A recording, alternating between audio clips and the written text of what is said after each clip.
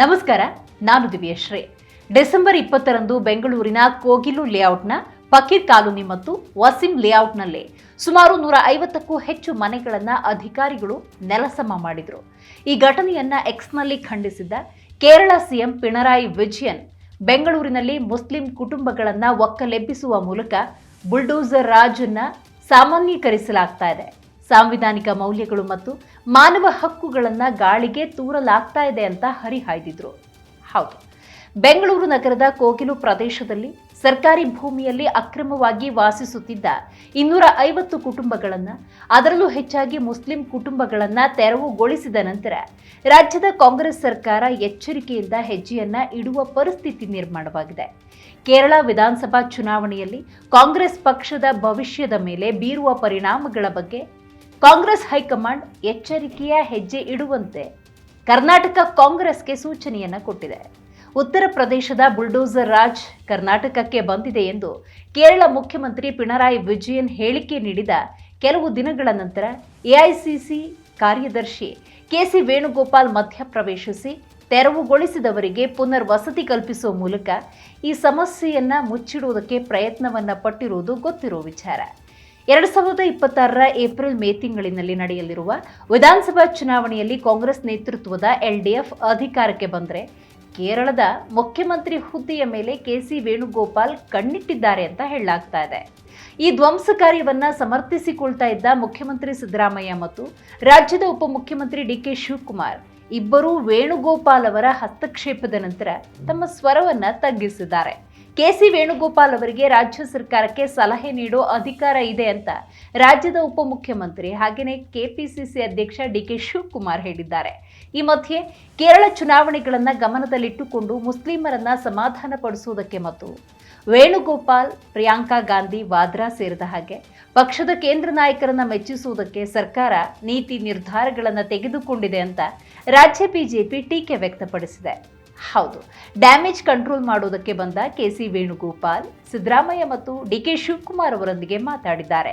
ಈ ನಿರ್ಧಾರದಿಂದ ಉಂಟಾಗುವ ಕ್ರಮವನ್ನು ಗಮನದಲ್ಲಿಟ್ಟುಕೊಂಡು ಹೆಚ್ಚಿನ ಎಚ್ಚರಿಕೆ, ಸೂಕ್ಷ್ಮತೆ ಮತ್ತು ಸಹಾನುಭೂತಿಯಿಂದ ಕ್ರಮವನ್ನು ತೆಗೆದುಕೊಳ್ಳಬೇಕು ಅಂತ ಎಐಸಿಸಿ ಗಂಭೀರವಾಗಿ ಕಳವಳ ವ್ಯಕ್ತಪಡಿಸಿ ಸೂಚನೆ ಕೊಟ್ಟಿದೆ.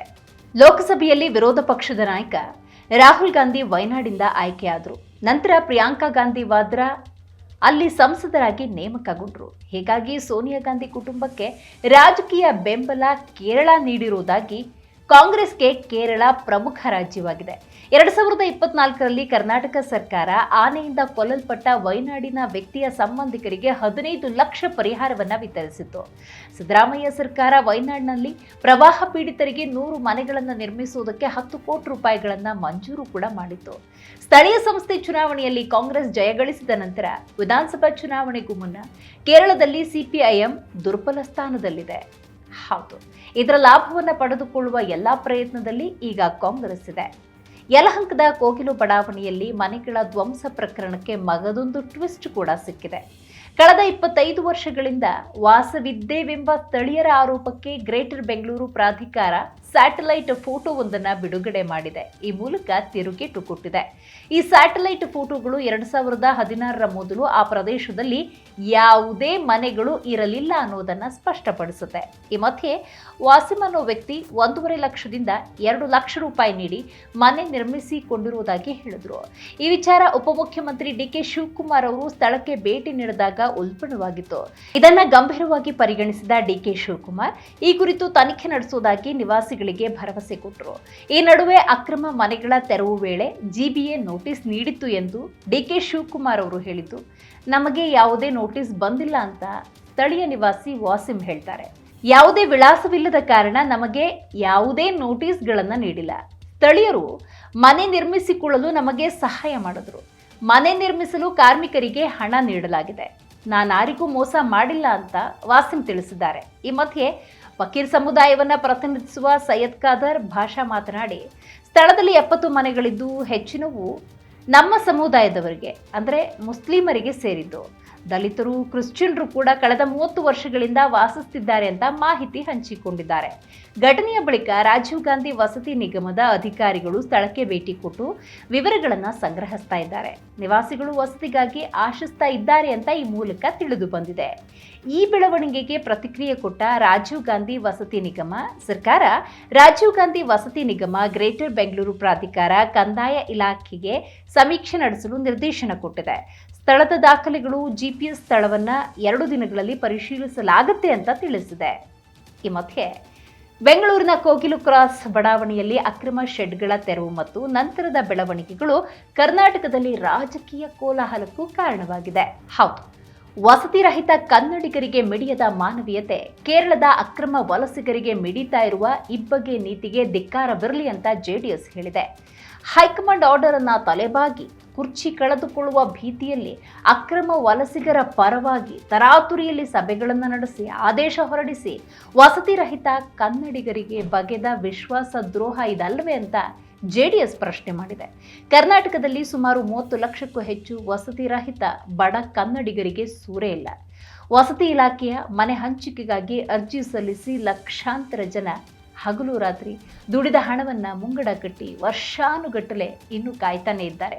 ಇಂತಹ ನಿರ್ಗತಿಕರಿಗೆ ಮನೆಗಳನ್ನು ನೀಡುವ ಮನಸ್ಸು ಕಾಂಗ್ರೆಸ್ ಸರ್ಕಾರಕ್ಕೆ ಇಲ್ಲವಾಗಿದೆ ಅಂತ ಹೇಳಿ ಜೆಡಿಎಸ್ ತನ್ನ ಆಕ್ರೋಶವನ್ನು ವ್ಯಕ್ತಪಡಿಸಿದೆ.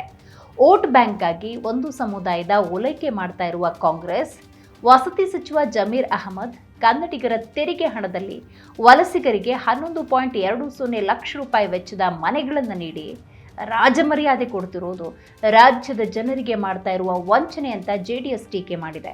ಹೈಕಮಾಂಡ್ನ ತೊಗಲುಗೊಂಬೆಯಾದಂತಹ ಕಾಂಗ್ರೆಸ್ ಸರ್ಕಾರ ಮತ್ತೊಂದು ಎಕ್ಸ್ ಖಾತೆಯ ಸಂದೇಶದ ಮೂಲಕ ಕಿಡಿಕಾರಿದೆ. ಸಿದ್ದರಾಮಯ್ಯ ಮತ್ತು ಡಿಕೆ ಶಿವಕುಮಾರ್ ಇಬ್ಬರನ್ನ ಹೈಕಮಾಂಡ್ ತನ್ನ ಕೈಗೊಂಬೆಯಾಗಿಸಿಕೊಂಡು ಆಟ ಆಡಿಸ್ತಾ ಇದೆ. ಕೇರಳದ ಅಕ್ರಮ ವಲಸಿಗರಿಗೆ ಬೆಂಗಳೂರಿನಲ್ಲಿ 11,20,000 ರೂಪಾಯಿ ಮೌಲ್ಯದ ಮನೆ ಗ್ಯಾರಂಟಿ.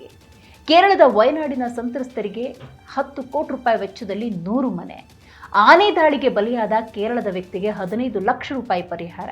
ಇದು ಕನ್ನಡಿಗರ ವಿರೋಧಿ ಕಾಂಗ್ರೆಸ್ನಿಂದ ರಾಜ್ಯದ ಜನತೆಗೆ ನಿರಂತರವಾಗಿ ಆಗ್ತಿರುವ ಅನ್ಯಾಯ ಅಂತ ಜೆಡಿಎಸ್ ಹೇಳಿದೆ. ಭೂಸ್ವಾಧೀನ ವಿರೋಧಿಸಿದ ರೈತರ ಮೇಲೆ ಕೋಪ, ಆಕ್ರೋಶ. ಸರ್ಕಾರಿ ಜಾಗದಲ್ಲಿ ಅಕ್ರಮವಾಗಿ ನೆಲೆಸಿರುವ ವಲಸಿಗರಿಗೆ ಮೃದು ಧೋರಣೆ. ಕಾಂಗ್ರೆಸ್ ಸರ್ಕಾರದ ಈ ತುಷ್ಟೀಕರಣ ರಾಜಕೀಯಕ್ಕೆ ತನ್ನ ಧಿಕ್ಕಾರ ಅಂತ ಹೇಳಿ ಜೆಡಿಎಸ್ ತನ್ನ ಆಕ್ರೋಶವನ್ನ ಹೊರಹಾಕಿದೆ. ನೋಡ್ತಾ ಇರಿ ಜೀ ಕನ್ನಡ ನ್ಯೂಸ್, ಸತ್ಯವೇ ಸುದ್ದಿಯ ಜೀವಾಳ.